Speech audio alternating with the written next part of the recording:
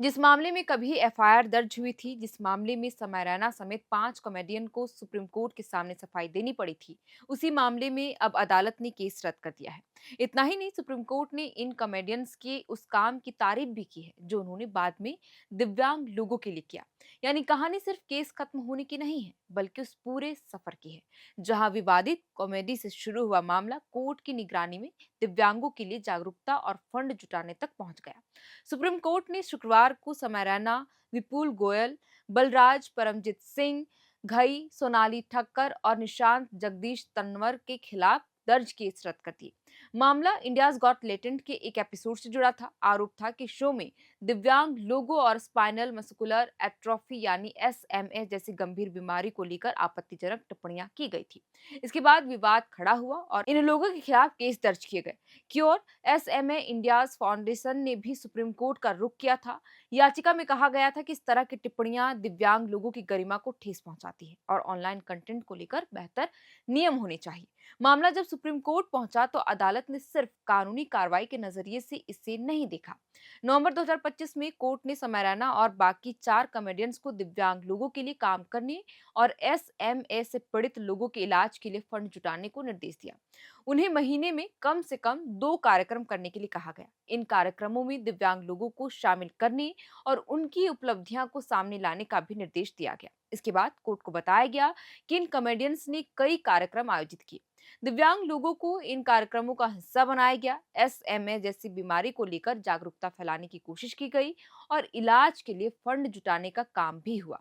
हालांकि मामला पूरी तरह सीधा नहीं रहा। जुलाई 2026 में सुप्रीम कोर्ट ने समय रैना और बाकी 4 कॉमेडियंस पर 3-3 लाख रुपए का जुर्माना लगाया था। अदालत ने माना था कि पहले दिए गए निर्देशों का पूरी तरह पालन नहीं किया गया। इसके बावजूद अब शुक्रवार को कोर्ट ने इन 5 के खिलाफ दर्ज केस रद्द कर दिए। सीजेआई सूर्यकांत, जस्टिस जयमाल्या बागची और जस्टिस वी मोहना की बेंच ने कहा कि इन 5 की तरफ से दिव्यांग लोगों के लिए जागरूकता और फंड जुटाने के प्रयास सराहनीय है।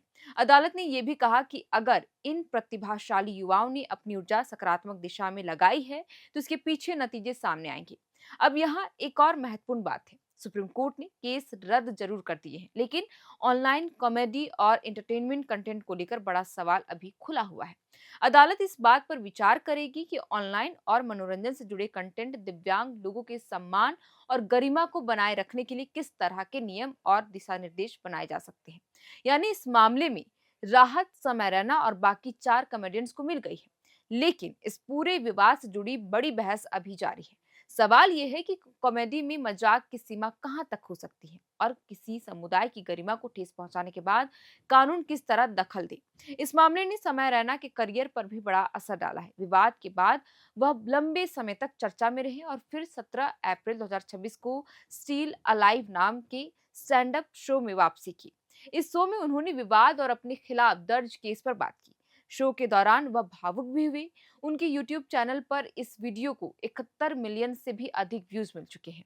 इसके बाद इंडियाज गॉट टैलेंट का दूसरा सीजन भी शुरू हो गया। अब तस्वीर यह है, जिस मामले ने समय रैना और उनके साथियों को कानूनी मुश्किल में डाला था, उसी मामले में सुप्रीम कोर्ट ने केस खत्म कर दिया है और उनके बाद के सामाजिक प्रयासों की तारीफ भी कर दी है।